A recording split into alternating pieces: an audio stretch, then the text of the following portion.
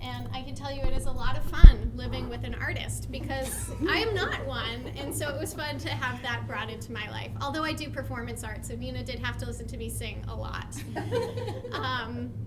So that's how I know the Devenneys. I know them both personally as well as their work. I also had the pleasure of interviewing Mary and Joe to do an artist profile, so I got to spend a morning with them in their studio, getting to see their process in their studio, as well as all the art that surrounds their home and their studio. So it is a sincere pleasure that I get to have this discussion with them and you this morning. But I will let them each give a brief intro about themselves, and then we'll hop into learning more about their life experience as artists and how that has worked into this folding in, this melding of life and business. So Joe, if you want to tell us a little bit more about yourself. All right. Hi. Good morning, everybody. Thanks, Lisa. Thanks, everybody, for coming. I'm Joe, obviously.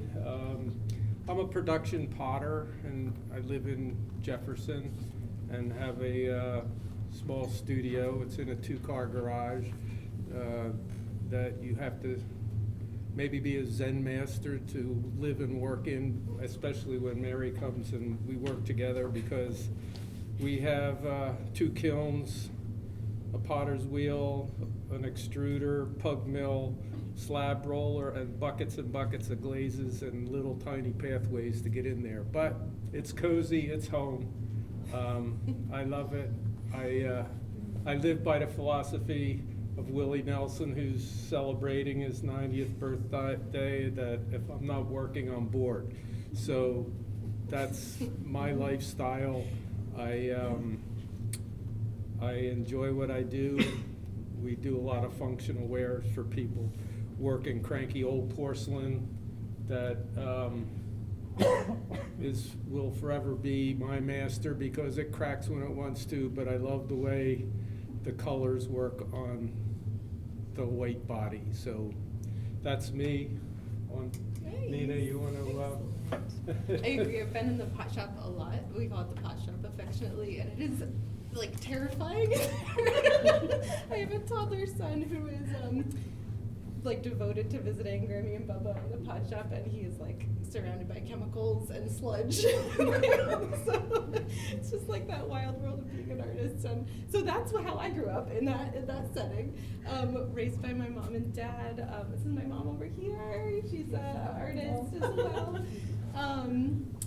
So raised in Maine by a couple of potters, and dad was a photographer as well for a long time when I was growing up, so we went on a lot of assignment trips around the country, and I think that being raised that way really lent itself to how I see the world and what I wanted to do with my time on Earth. And I have done so much art. Like, I have done all the mediums. I get really excited and passionate about different media. And I'm currently working in textiles and hand dyeing with botanicals and traditional dyes. And I started a business called Wild Rosie in 2020 when I also had a baby, which is as bonkers as it sounds. It was a wild time in all of our lives. And yeah, right now I'm doing that full time with my husband, and we are just on the ride, making it happen. I just want to check, can folks on that side of the room, can you hear us okay? Okay, awesome, thank you. So thank you for your intros. I was curious if you could share what it was like being a family working in art, and what things you might have experimented, what things stuck, and how you moved through that process of, does this feel right for me? How do I decide, do I want to try this out as a business? I know it was a very fluid process. What were some of the worries that came? What were some of the successes that made you super excited along the way? For me. For both of you, and maybe you can feel free to feed off each other too. So just the transition to full-time, kind of like how that looks. Yeah. And maybe the timeline or expectations you set for yourself. Yeah, sure. Well, Mary and I moved to Maine in 1976 to be potters. It was a long way to get here because I had taken a job in Alaska in December, and we drove to Oregon and were eating pasta and garlic in a restaurant. And I said, there's no damn way I'm going to drive the Alaskan highway in December. Let's go to Maine and be potters. So that's how we wound up doing what we're doing. We didn't have any business plan or ideas. It was an idea, a concept, something we had wanted to do. I had taken a workshop with Jerry Williams in New Hampshire and worked for him on Studio Potter magazine for a while, but it was mainly a hobby. But once we became homeless and had no jobs, we had to do something, so we became potters in Maine. Didn't everybody do that in 1976? Yeah. So Mary and I, we didn't know a whole heck of a lot. We were pretty much neophytes. She had a couple courses in college, and I had this workshop with Jerry Williams. So the first year we lived here, we had some money and no bills, so we were able to survive. And our main objective was to survive and to make this a viable business. We didn't have any idea how to do it. We just did it. You know, we knocked on doors. We didn't have an internet. My internet was the Whole Earth catalog. If anybody remembers the Whole Earth catalog, it was how you found out about things. So we did that for 3 or 4 years, 4 years, I guess, and then our first daughter was born. And so then that really shifted our life. We were still full-time craftspeople, but it shifted. We didn't work together anymore. We worked in shifts, which is probably how I became the insomniac or early morning riser that I am, because I would get up at 4 o'clock in the morning, work in the studio, Mary, and then around 8 or 9 o'clock I would come over. She'd been with Angie, and then I would take over babysitting, and Aunt Mary would go over the studio. So our day went from like 8 to 10 hours to a 16-hour day if you put everything together. I'd rise at 4 and she'd work till 10 or 11 at night on different shifts. So that worked for a while, but most of our living, we spent a lot of time driving to Virginia and Maryland and Pennsylvania to craft fairs. And so I was doing a lot of that driving by myself because Mary stayed home with Angie. And during that time period, I was always interested in photography. And during that time period, I started to sell some photographs. I was accepted in the Image Bank, which was a photo agency in New York. And I started selling pictures doing that. So I was able more to make a living on my own and not have this crazy two-person life in the studio. So I became more of a photographer, and then that evolved into 25 years of photography. And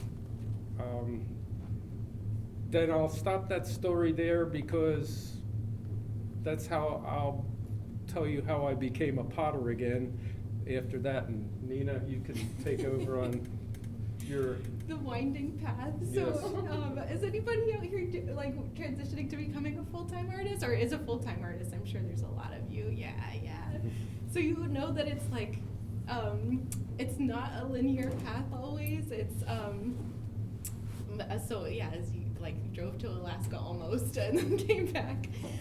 So my path has always been about art because art's been a constant in my life. Just growing up in our house, surrounded by creativity. And so I went on to get my BFA, where I met Lisa, and after that, and I graduated with a degree in studio art, I really wanted community to be a really big part of my practice and in what I do with my art. So I went on to teach adults with developmental disabilities and did art with them, which was a hugely rewarding job, and I absolutely loved it. And then I moved on to other populations and worked with kiddos and preschoolers up through middle school. I worked with Amy here, most recently at the Sweetland School in Hope, which is an arts integrated program. So then I was always working part-time, sometimes full-time, but I was always making space to keep my practice developing. So I was like, would work a full day teaching and then come home and drink some wine and get my paints out and start on whatever project I was working on. So it was just that constant drive of like, man, I'm really trying to fit into this like 9-to-5 thing, but like this is who I really am, and it's just in my bones, and it's I think it's what I gotta do. Like, it's gonna be harder. I'm not gonna have health insurance. I'm not gonna have dental insurance, but I really want to try to make it work. So I started selling my fine art at Archipelago like 6 years ago, and did that while teaching. And then I actually got in an apprenticeship with a master metalsmith named Christine Peters, who is a just top-notch human. If you don't know her, you definitely, if you see her, become her friend. And that was through the Maine Arts Commission and the Maine Craft Association. And that's a great program to look into if you're looking for a mentor, because that just really changed my landscape of connections and who I got to meet. So when I applied, you needed to apply as a team, but I do think that you can apply individually now, and they'll pair you up with someone that's excited about the same craft form that you are. So definitely look into that. They pay people to teach you how to make the art you want to make. So that's really cool. You're also awarded a stipend to set up a studio in your home. So Nina, sorry, yeah. can you say who that was through again? Yeah, I want to jot down that note. Maine Arts Commission and Maine Crafts Association. That's me. That's you. Hello. Danielle. Hello. I want to learn more about that. We love you guys. Hi. So that clearly I'm not metalsmithing right now. I decided I wanted to have a baby, and metalsmithing is real dangerous, and there's a lot of funky chemicals and sharp things and fire. So I decided to You brought Milo over to learn how to run the plug mill. I got it. So I take him over to the pawn shop and expose him to who knows what. So I continued doing metalwork, sold that for a couple years, and then my husband and I were talking about starting our little family, and I was like, I think I gotta get my watercolors back out and get some dye out. Like, that feels a lot safer. That's quiet. I don't need to whack anything with a steel hammer at 2 a.m. So Wild Rosie was born really close to when my actual human child was born. And I was talking to another artist that says, yeah, my business is Irish twins with my kid too. And that's kind of how it feels. Like, you're nurturing this business baby and this human child, and both have needs. One is very much more important than the other, but they're both really important to you. So I think did I cover it? Sure. Oh, sounds good, guys. So, Nina, you mentioned that one resource, your apprenticeship with Christine. Yes. What other resources, especially knowing you had a baby and the business baby in 2020, what other resources did you pull in physically, community support-wise? Like, what are the things that, as you were like, toddler, baby, business baby, what were the things you called upon, or what were the resources you sought, either financially or out in the world that helped you feel more grounded? Yes. Well, one was through the Island Institute right here. It was a grant for developing a new body of work. So that is, the Island Institute is such a great part of the community for artists, and I love them. I really called upon my fellow makers. I was I call myself like a technology grandma, because I I that's just how I feel about it. And I was really resistant to Instagram and the website world and all that. And then I had some people take my hand and say, I'm making you an Instagram account and you need to use it. And I said, okay. So I collaborated with some maker friends that did a giveaway with me. I know that sounds like so little and tiny, but it actually made a big difference in my online following, and the connections you make on there can become really important. I did a giveaway with a Scout and Bean, who's an amazing basket maker in Lincolnville, and she's developed this big following, and she kind of took me under her wing, and now we sell products together. She a bread basket with one of my tea towels, and she markets it on her website, so that's turned into a business relationship. I also would just go into places and say, hey, I'm Nina, can we be friends, and can we do a project together? My friend Heidi at Homes in Hudson, that shop that's on Route 1 in Thomaston, I think I went in there one day and we got to talking, and now we create a show 2 or 3 times a year at the Poor Farm. That's a community event, just local vendors, and it's turned into a really fun day for our community. It's a great day for makers and beer, which is really fun. And I just really threw myself into my art. I would say my art is really what pulled me.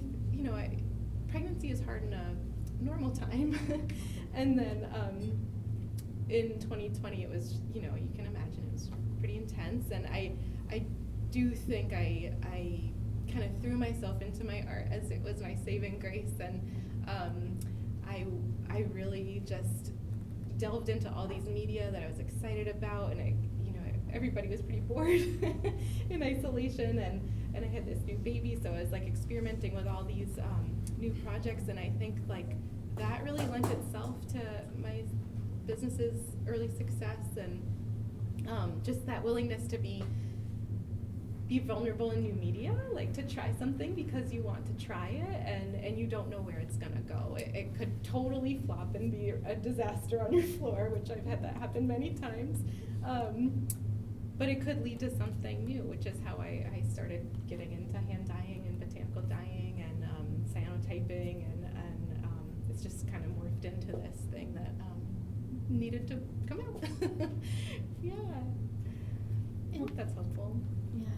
Joe, can you talk about the shifts that you and Mary made around, you also can talk about the shift between photography back into pottery, but also the business shifts that I know you both made around 2020, particularly with, and maybe as you move into a different phase of life too, with going from lots and lots of craft shows to how can we pull back but still make this work for us?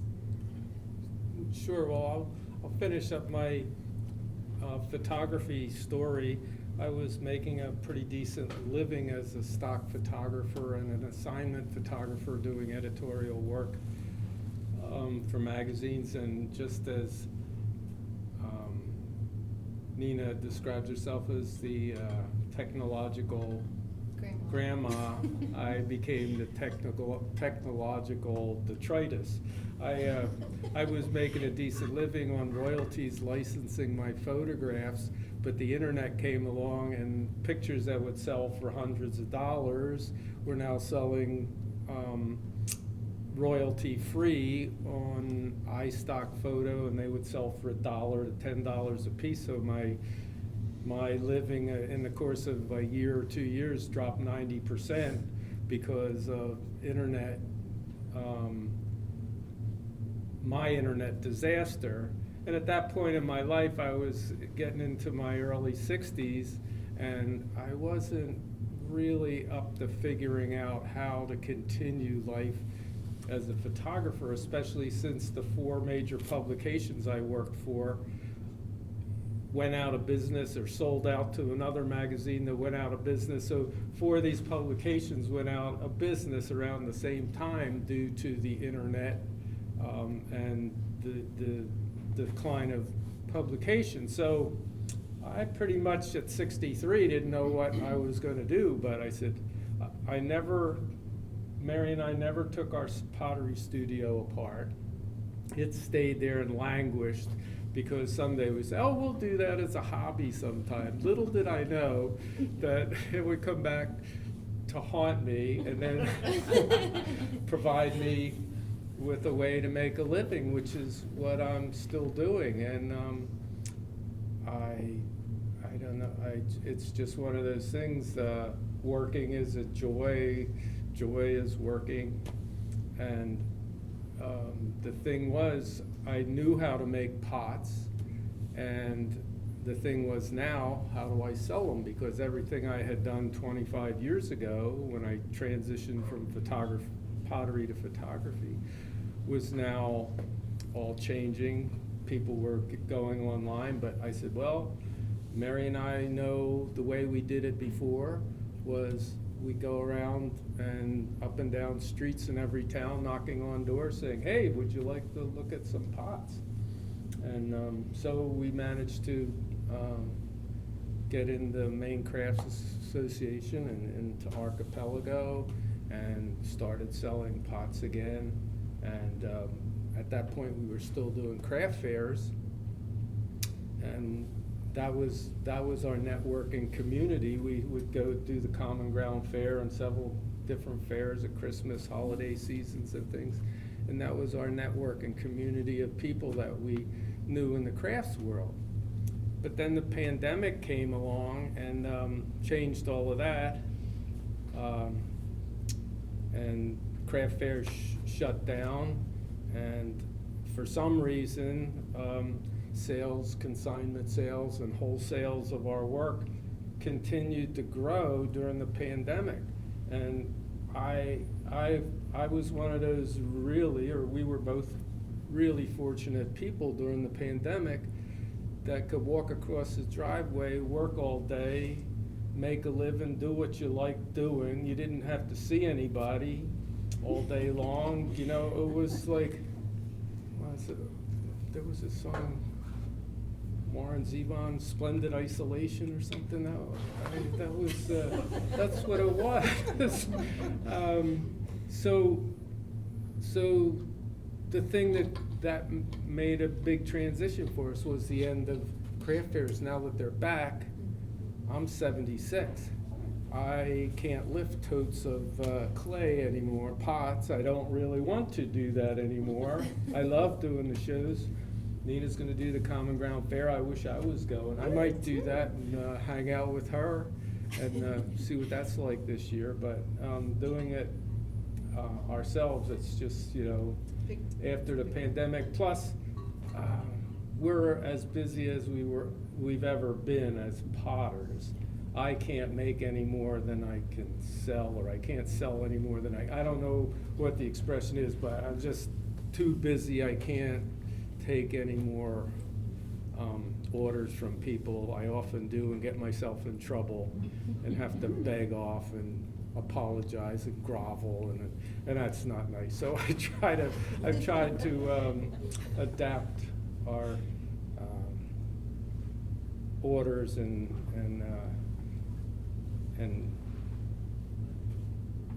production schedule accordingly. So that's how the pandemic changed us a lot, and basically where Nina has learned the technological way of selling things.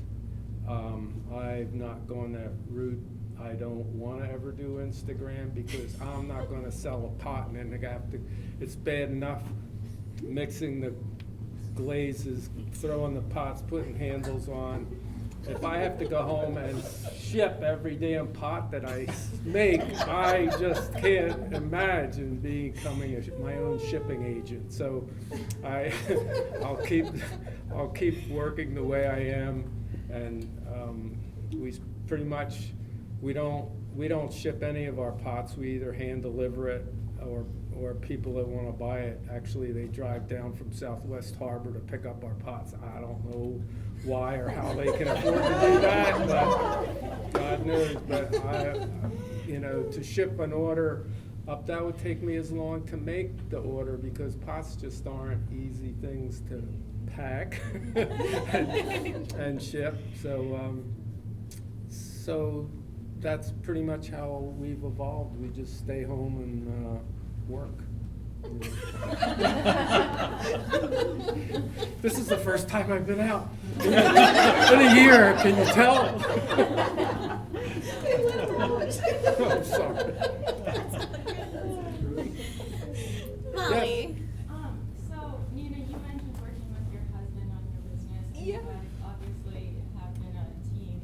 Was there a point where you did like number crunching of like, okay, we both can do this as our job and make it work and live off of this, or did you really just like throw a Hail Mary and say, we're gonna go for it and sell as much as we can, or? Yeah, that one. I agree. So for me, like in the pandemic, so my son was born pre-vaccine and in October, and then none of us were vaccinated till whenever that was, and then my kiddo couldn't get vaccinated till way after that. So I had been teaching, and that went remote, and then I was like, oh gosh, I can't go back, and like nobody knew what that would do to a pregnant lady or a baby. So it was kind of like, I guess this is the time. Like, I guess this is happening. And so my husband kept working for the first 10 months of my baby's life. And then, yeah, the orders were there, the money was there, and we just said, okay, I think we're gonna do this. Because I think the pandemic did that for a lot of people of like, well, we might as well do what we like, because like, what the hell, like, what even is this? And also just, yeah, I think people got excited about doing what they really want to do. I know that's not really applicable right now, but I do want to say that I don't just sell online. I do consignment, I do wholesale, I take commissions, I work with small businesses to do logos and design merch for them, distilleries and farms, and yeah, so it's a diversified. I didn't mean that you were just an internet junkie. But yeah, did you crunch numbers? You guys didn't crunch numbers. No, we. That's probably not the right thing to say, is it? I'm listening to this, and you realize several different genetic traits of your children. I never knew incorrigible unemployability was one of hers as well. So she'll be. But no, once we moved to Maine and decided to be potters, we just, like I said, we didn't have any bills or anything, and it was the mid-'70s. It was the Back to the Earth movement, and we wound up meeting other craftspeople that were kind of similar to us. They were just all loosey-goosey and just kind of making it and survived. And some of those people have survived as long as we have, but a lot have all kind of, withered along the way. And I guess it's the desire to do, for me, it was the desire to do what we were doing and to succeed at it because I just wanted to work for myself, because I'd done, working for different agencies and things. And I just realized early on, like I'm seeing she's doing as well, that you pretty much have to work for yourself or you'll go crazy. So that's where we basically, how we wound up here, and we just kept working at it to make it work, and it did. And I just want to add to that too, that like when I thought about going full time, it's like decades in the making, right? But I think it's easy to set up roadblocks for yourself and say like, oh, I gotta get this just right, and I gotta get this just right, and I don't have this, and everything's not all in the right spot. But something my mentor has said to me a lot is like, no one knows what they're doing. Like, just remember that, like, we're all just figuring this out as we go, and that there is room for everybody, and that nobody sees the world in like the exact same way that you do, and you have something to offer. So that helped me a lot, because I think it can get really, I was just watching Michelle Obama's new Netflix thing last night, and she was talking about the fearful brain, and I think it's like really easy to lean into that sometimes, but you have to fight it. And just know that you're in good company, and that, like, yeah, nobody does know what they're doing, and you're gonna figure it out. Like, I think while Rosie has kind of become her own thing, right? And now I'm just listening to her and what she wants to do, and I'm like, okay, let's do that today. So yeah, I just wanted to say that, because I think it's important to remember. And I think what I found is true, that no matter how you plan on something, if you have a plan, like I was saying, as a photographer, my life was going great, and I was building up my library of photographs. My royalties were, and I was gonna have this great retirement life, just traveling around, do whatever I wanted, and have plenty of money to do it. And along comes the internet, and it's like, sorry, Joe, go figure it out. Wait, I'm like 63, I can't do this. So no matter how much I had planned for it, something weird comes along. You just have to be prepared for it, and I don't know, make your way through. And like I said, I'm stubborn enough that I was going to make it work and somehow survive.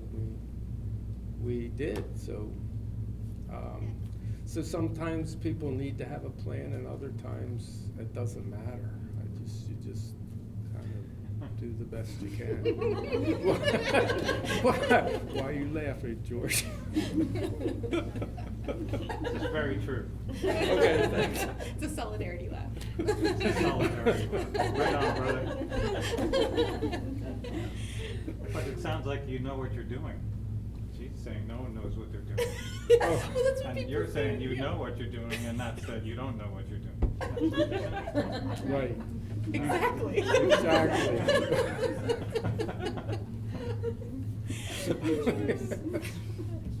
Exactly. Do other folks have questions? Are there stumbling blocks that you've come across, or places that if you want to share a story as well, know that this space is open to that. We want to invite you in. Or I can keep asking questions too. Yes. Do either of you make an effort to tap into different markets, or is that something that occurs naturally? Yeah, I do. These guys are pretty well set up in their in your ways. But yeah, I do. Golly, so I do local markets, local smaller markets, and then I also apply to the bigger craft shows and stuff like that. And those are always, you never know if you're gonna get in or not, but you keep trying.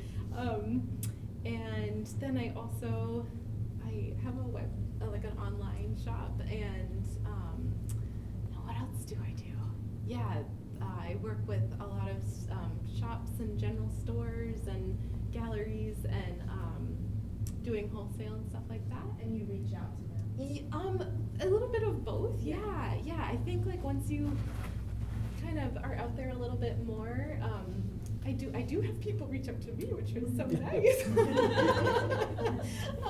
And I think something I think about a lot is when you stay true to who you are as an artist and what you want to say through your art, your art will attract the right people. And I wasn't sure if that was going to be a thing or not, but it is. It totally is a thing. So I do a lot of work about nature and agriculture and the field guides and stuff like that. So the people that contact me wind up being farm stores that need new logos. I'm designing a mural and a logo for a food truck pretty soon that's like gonna sell plants also, and like just like all these really cool people that are really passionate about what they're doing. And then other times I will like the botanical gardens, Audubon. I reached out to them, and it wound up working out. It has to be like the right time too, I think, like when they're looking for new, fresh stuff in their worlds. But yeah, I would say it's a balance of both. Yeah. I don't sell anything myself, but I do social media for a museum, a gallery, and an Oh, great. artist, and so I try to help them, get their products or their name out there. Yeah. But it's always interesting, how to get people comfortable at once. Yeah, I would say it's just like so much community building, and Yeah. I think once you spend some time in that world, you realize how much overlap there is and how many people know each other, and then I think just like the collaborations that can happen, like emerge naturally.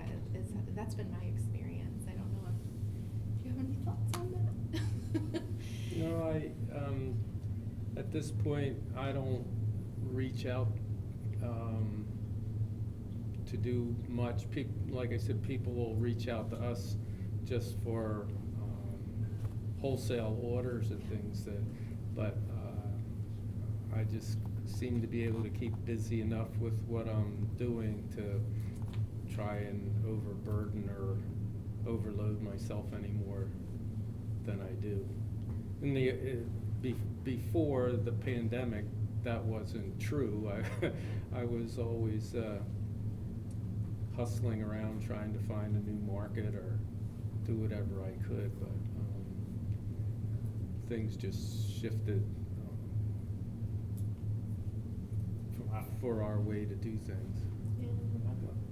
Yeah, that's so true. I mean, I feel like you're saying exactly the same thoughts. Mm.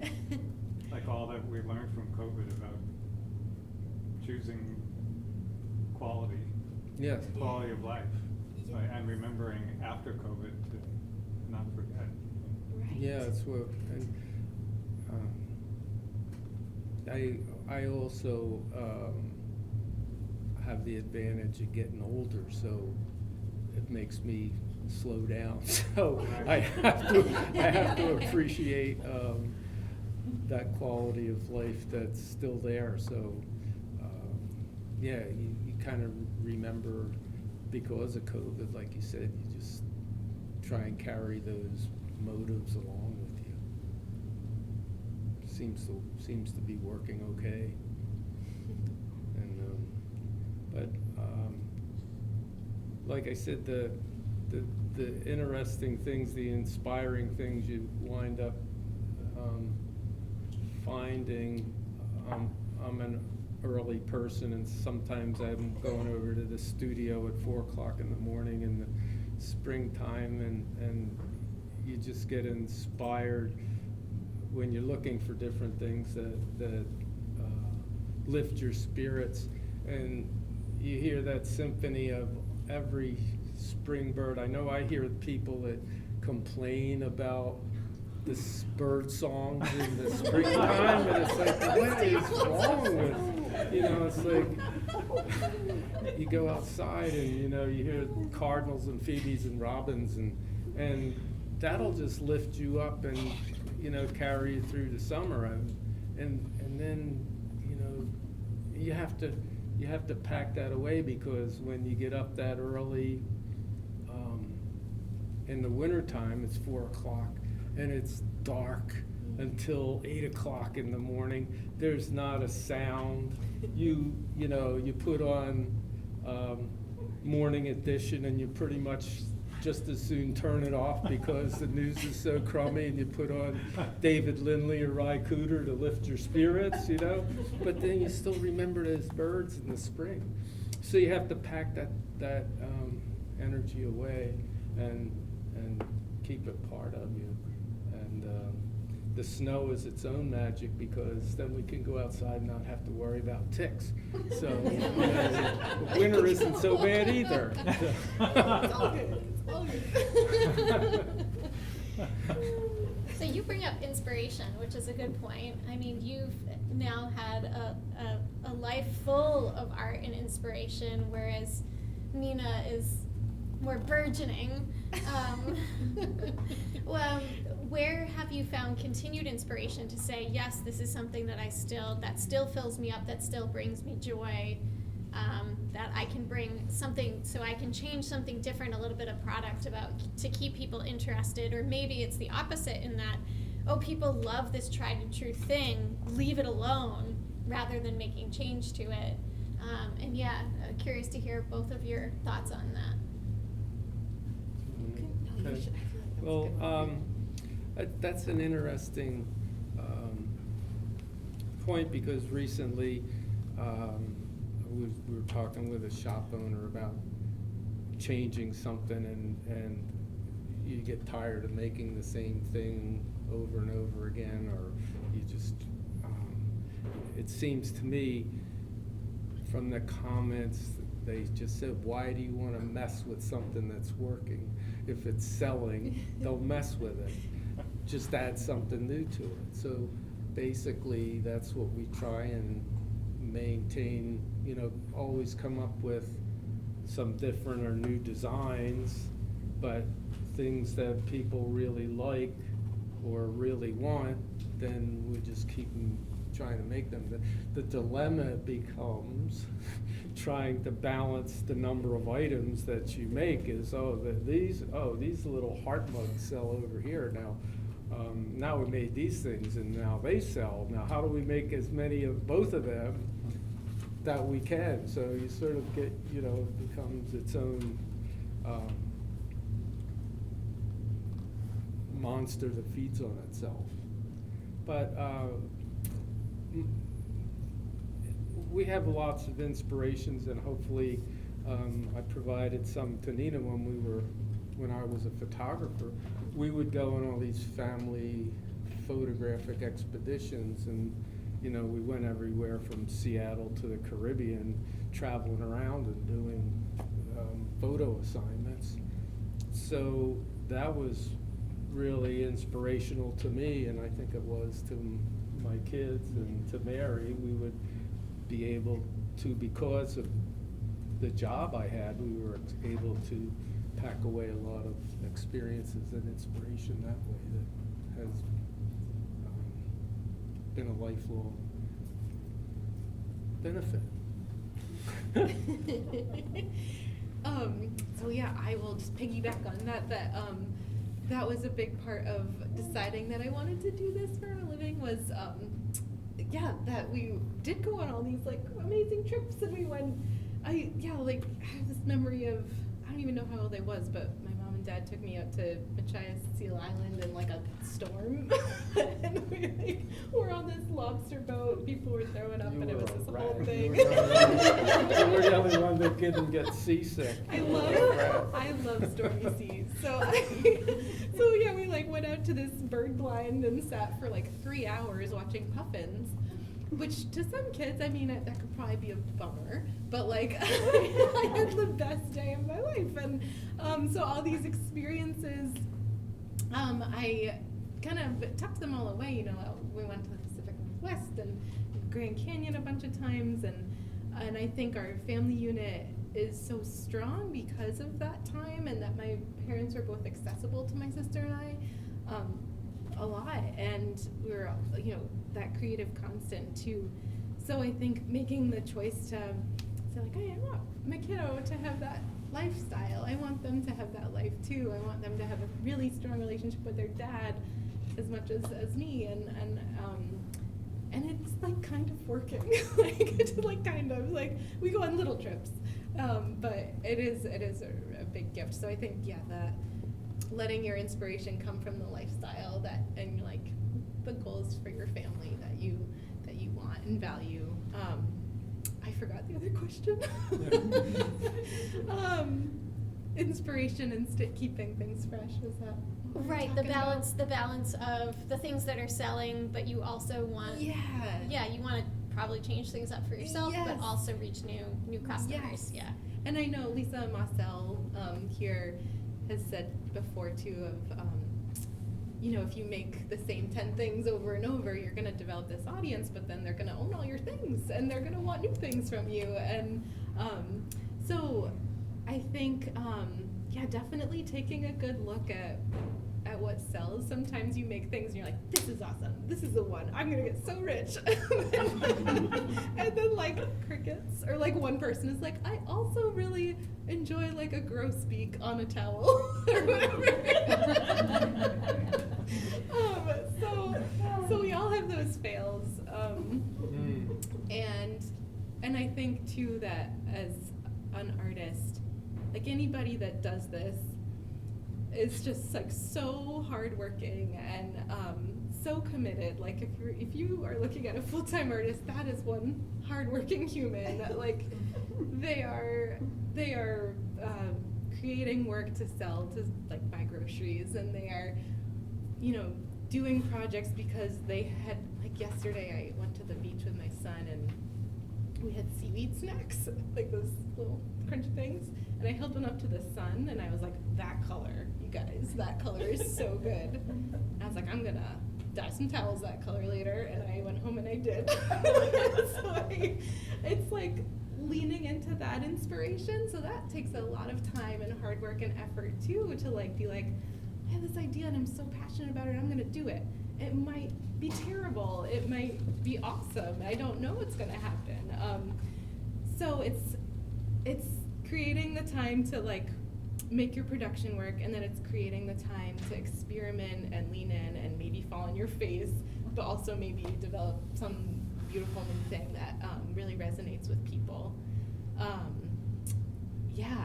It's a balance. It's a balance, and it's keeping an eye on like what is people are excited about in the world right now. Like I definitely like kind of take a peek at the old Instagram and say like, oh wow, people are really into toadstools right now. I think that's great too. I'm gonna make a mushroom thing. So yeah, it's just it's all of that. It's a lot of work, and it's a lot of joy. I remember once I had the $1 million idea, and I said to Mary, look at this. I've come up with the Plumpy Heart mug. And she said, what? She said, it looks like a goiter. What are you talking about? So that $1 million idea like died right on the. You also called me at college and said, I'm gonna make Plumpy Hearts. I did. And I was in the dining hall probably with Lisa and was just like, what? So see, we can all have Like, what is imaginary successes, but practical failures.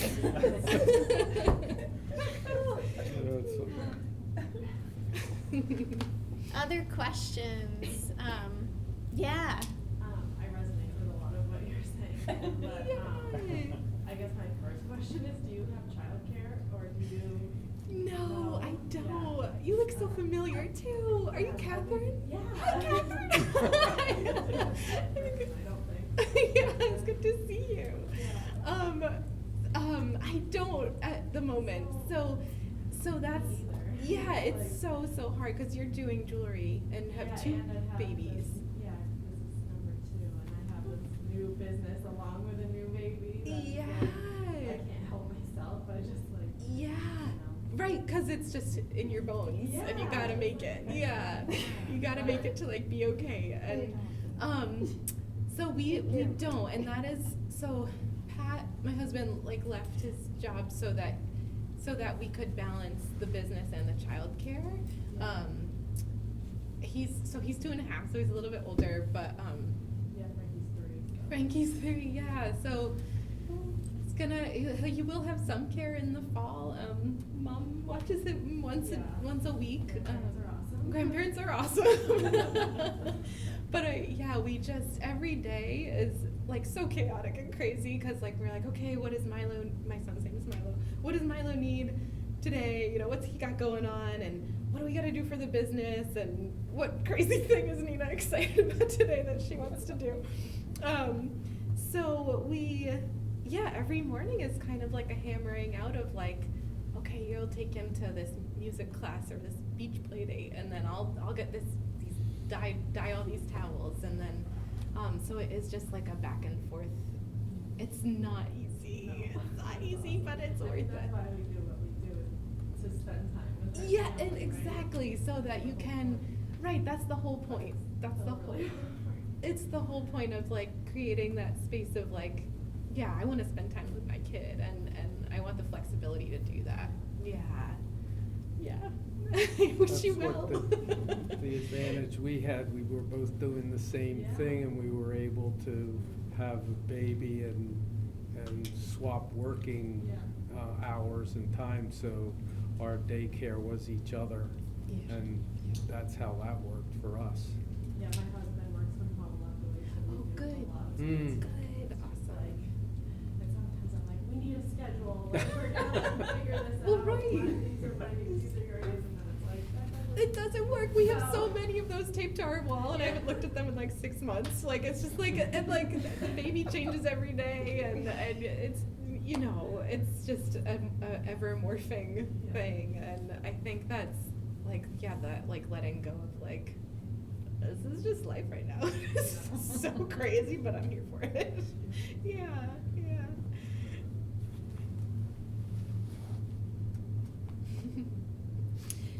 I'm curious if anybody is brave enough to want to share anything that they've heard this morning so far that has been either really validating for your own experience or been really challenging.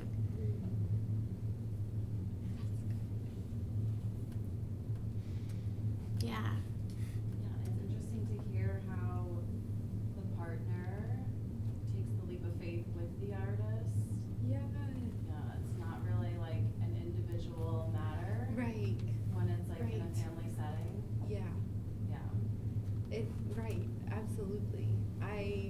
Although Pat is an artist too, Pat if you want is to an talk artist, about yes. those discussions. Yes. So my husband and I met at our school at UMass in the art department, and so he was a woodworker and did that for a long time. Went to that furniture craftsmanship school, and I think it's something he's always wanted to. Like he's always wanted to have his own art business as well. I realize that's not everyone's situation, and that it has to work for, you know, all couples if that's what you want to do. And yeah, it is totally a leap of faith together. I totally hear what you're saying. It's like a lot of trusting and not knowing, and just really having each other's backs, because it wouldn't be working with a toddler in a business. Like I wouldn't be doing this at all if I didn't have a buddy to do it with. Yeah. Yeah. There's been a lot of good things that you both said, including like demanding strict routines, like getting up as early as you can in the summer and packing away the sunshine for the year, like creates capable situations, like where our bodies are actually capable. We have the ability, like, and energy to actually complete the work. And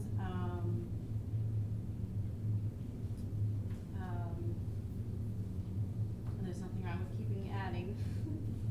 Always just add. And let other things fall away, right? Instead of overthinking things. And I did want to say that a woman brought up this idea of mommy's helpers, which are like school-age kids, I guess, who really like. Yeah. Really, it is kind of based around this idea that like young people want experience with being like with babysitting, like when mom is around, when Yep. the parents are home, it's, you know, like that at-home experience with people and whatever they're getting out of it, but you don't have to pay them as much as maybe a typical babysitter. They're there for like part volunteer, part like, you know, compensate them in whatever way you can. So mommy's helpers, as opposed to like Yeah. the notion of a nanny where it's like 'Cause that's- just this like yeah, can get really handing expensive, over yeah. kind of thing, but just like helpers. I have an 11-year-old neighbor who comes over, Yeah. she's there right now, actually. Yeah. She's 11 great. seems to be the age. 11, yeah. Yeah. We have one of my old students actually, Elsie is gonna be, she's 13 and she's gonna watch Milo one day a week, and It's so great. it is really She's so great. capable. Yeah. Like, I just am in my studio, door shut, and like, totally fine. I mean, not with The her, little but guy. she's sleeping. Yeah. Anyway, but yeah, with the 3-year-old, she's like, got everything. Oh, She that's makes snacks awesome. for her, she, yeah. Yeah, they kind of like Trade have a jewelry, go at it. Yeah. Awesome. And like that too, finding other parents in your community that want to do care trades. I just Yeah. finally found some folks that are excited about that. So that feels good too, of like just trading kids around over the week, and yeah, it's like another good option. Yeah. Other things folks have found validating or challenging that they want to share with the group. Hi, I find fear a lot with, I didn't grow up as an artist background, I've always been a crafter. And I was a stay-at-home mom, so I was crafting all the time, doing little shows and stuff. And about 3 years ago or more, I started putting all my energy into my business. And because my kids, one's just gone to college and one's gonna be graduating in a couple of years, so it's moving along. But to validate that artist, that level, is just, I'm always in fear of, I'm not good enough. It's, you know, I don't know, there's a lot of that around, you know, because, I don't know, it's just, so working through that, and, you know, I am in some stores, and I'm moving on in a level, but it's still that fear there, so. Oh, If you could address that, that'd be I awesome. totally hear you. I totally hear you. It's a thing. It's a thing, isn't it? It's not just You're me. not alone. I think that's That's what another one of those shared gene things. We might be Yeah, related. maybe related. Yeah, do you have anything to speak to No, about you that? just have to fight through your fears and excuse me. Excuse me. That was the first couple of years we were when we had moved to Maine, and we were just learning how to make things, and we were starting to become successful.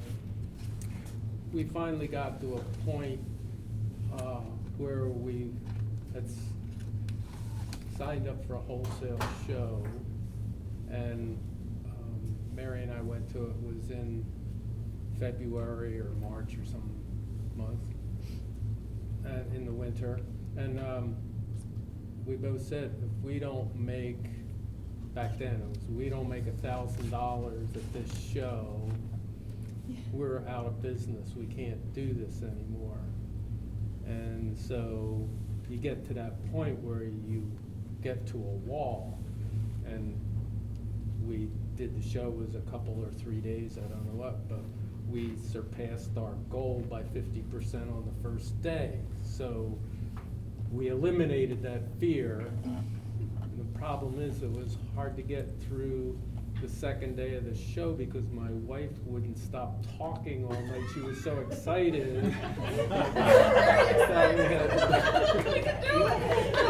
We could do this. We have survived to the next wall. So I don't know how you conquer your fear. I've never gotten over it. You're always, like I was saying earlier about the photo experience, you finally think you have things are figured out, and then all of a sudden, oh, I'm not fearful anymore, I have it all figured out, and that's when the worst thing happens. So you know, so I don't know as it ever goes away. It didn't for me anyway. You know, we still work on it. Like now, you know, like I said, business is good for us right now, but I always think of what happens when it's not. What happens when that person doesn't want this stuff anymore? What happens when they get sick of us? You know, it's like, yeah, I understand. So keep fighting through it. You'll do it. I think that there's like so much vulnerability in putting yourself out there to begin with, and your art is, it can be so personal, and when you don't get like this, like, you know, beams from heaven on your art, you're like, what's wrong? What did I do? And I think, you know, I think finding camaraderie with other makers or other artists, and because we all feel that way. I think everybody has those experiences, and then you do get these, you know, it is such a roller coaster too, right? Of like, wow, that was a great month, or wow, that was a great show, and like, oh wow, look at that bank account that is low. And I'm, you know, I'm a baby business, so I'm still very much in this like wild, fun ride. So, but when you get to that, you know, these guys are, you know, very well established, and so yeah, I think being willing to be vulnerable in those new pieces that you put out there, and just owning it and leaning into those feelings is really huge. And my mentor Christine has, you know, just taught me so much about that, of just like, she swears like a sailor, so it's just, I won't do that. It's early in the morning. She's a crafts artist, yeah. Comes with that territory. But just like, you know, this is about you. Screw other people. Like, you're putting out what you care about, and if you stay true to your art, there's no wrong answer. Like, you're doing what you need to do. What do you make?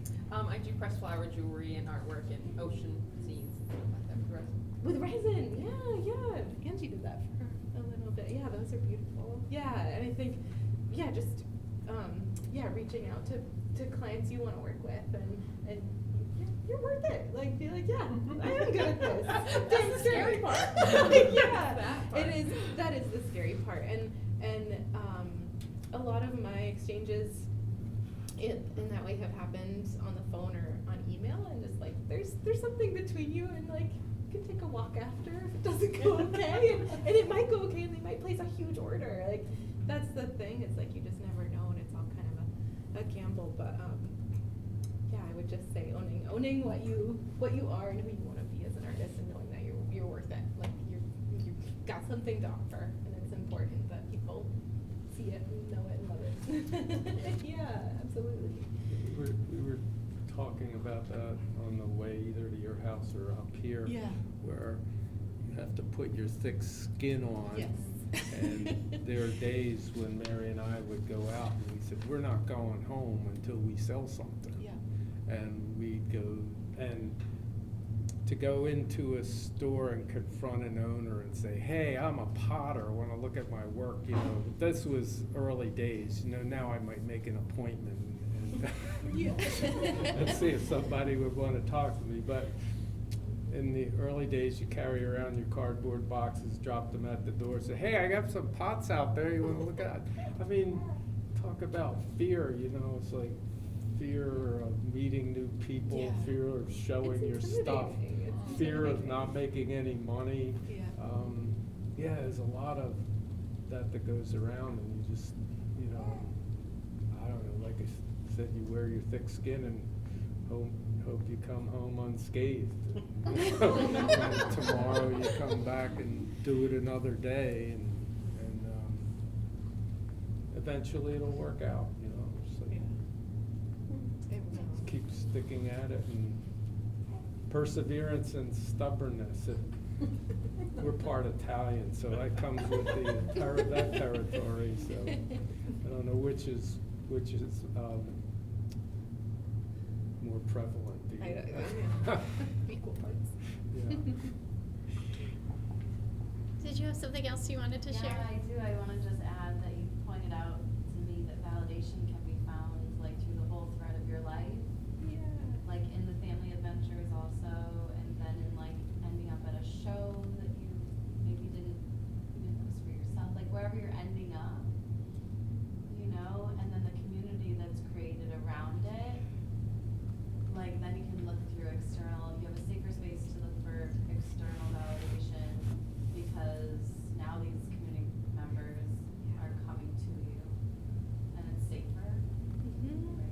people that know the Then same just keep- struggles. Yeah, then just keep throwing yourself out there.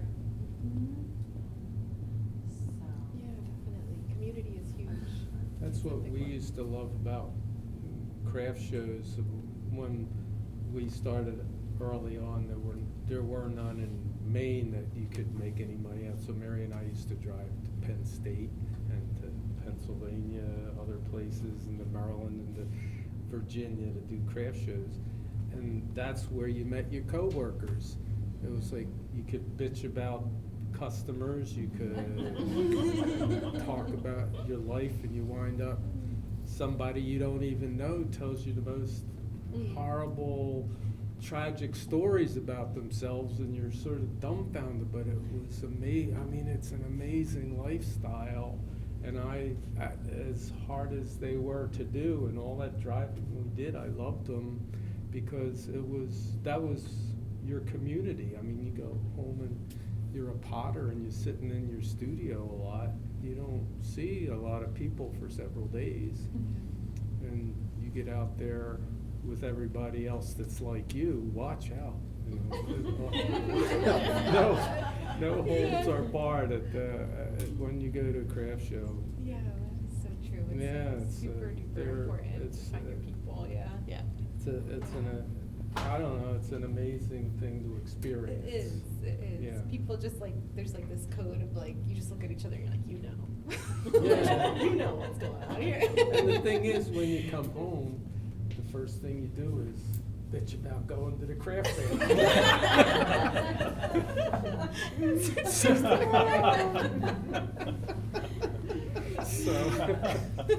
But I think that's a good point too, in that, like, what your maker space is not the be all end all Right. of all the support you need, Yes. all the networking or ideas of where your next thing's gonna be. You gotta have that strong friend text. You gotta have that strong colleague group or sporadic colleague group, and find out. Okay, I can't lean on my partner for everything because that's going to wear them out. They can't lean on me for everything. That's going to wear them. That's going to wear me out. And I'm going to use my community in a very broad sense to figure out, okay, who can I get this from outside of my business? Yeah, it's huge. And then I think community too just like lends itself to fun collaborations and then you get to sometimes people hire me to do a thing and then we become really good friends, and it's that piece is so huge, and you do need your maker community and just people that understand what you're going through and how it feels to put yourself out there, and it's a vulnerable thing to do, so I think it's important to know people that know the struggle and the joy of it. In our last 3 minutes, any remaining things that folks want to share? It can be on that theme of validation or challenges. It can be a piece of gratitude or something you just want to shout to the world at 10:45 on a Friday morning. It's great to see two generations and hear what Joe sounded like 30 some odd years ago. Thanks, George. I mean, it's even, you guys subtly, but you've been echoing. It's Yeah. beautiful to watch. Yeah. Thank you. I'm working on my mustache. I am Italian. So. Are you gonna say something? Yes, I was gonna say thank you so much for sharing your journey with us. It's really beautiful to hear. I think for artists or just for anyone in general to trust their gut feeling and to trust themselves, I think we need that today more than ever.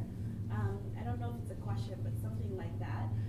Do you feel sometimes as an artist that you have like the weight of the world on your shoulders because you're an artist? And how do you find, I'm sure like the work itself is happy moments, but again, where do you find inspiration, like you talked about earlier, how to release and continue the work? Oh, that is such a good question, man. I wish we had more than 3 minutes. Yeah. Do you want to tackle that one? That's like yeah. We should have started with I that. know. Spent the entire time on that. No, I don't know, I'm sort of awestruck. So this is, I'd like to add that this is such an amazing community experience for me, being able to share my ideas or my life with all you people. Especially, like I said before, you work by yourself and you're mostly, you have your small little tight community. Most of my community now is my family and my grandkids and my sons-in-law, who are both really great guys. But coming here and being able to share with all you people and you all being interested in what we have to say has really been a treat, and I want to thank you all very much for participating in this journey. It's been wonderful. Thank you. So I can't answer your question. I think I punted that one. I totally know what you're saying of having the weight of the world on your shoulders, and I think when you're an artist, you're just like by default an empath. Like it's just, they just go together, and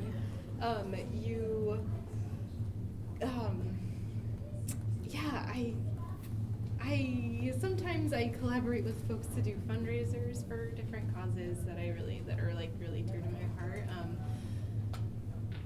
And it's hard to do that because, I'm not a super well established business, so I don't have like the extra financial cushion yet.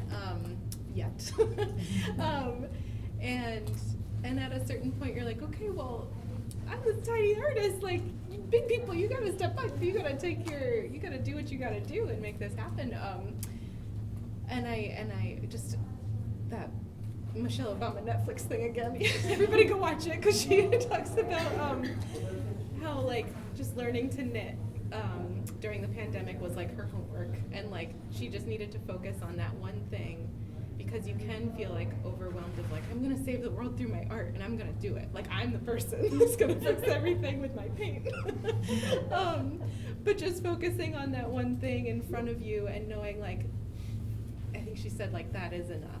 Like you're creating you're creating something new, and you're making something handmade in this like, whatever this wacky era that we're in, and that in itself is radical.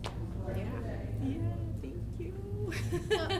thank you. Thank you everyone for your time, your sharing this morning. If it feels appropriate to hug somebody, elbow bump, handshake with somebody, I feel like we created a little bit of a community for the short time and space, so if that feels appropriate for you to engage in that way, I highly, highly encourage it. And thank you all. And we can applaud all.